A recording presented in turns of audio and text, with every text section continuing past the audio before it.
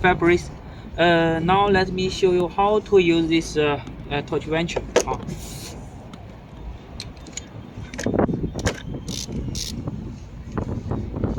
Now let's set the torch wrench value on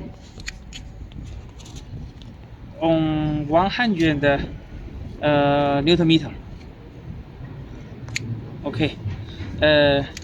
Let's check if there is a click when it reaches this torch. Now, okay, let's tighten it.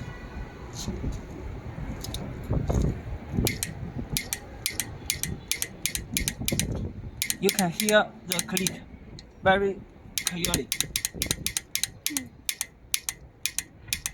Okay. Okay. Now I will set the torch value on 200 Newton meter.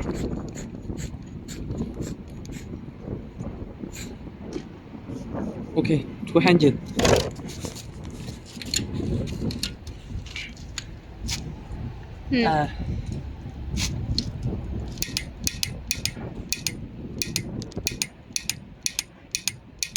Okay, it also has the click noise.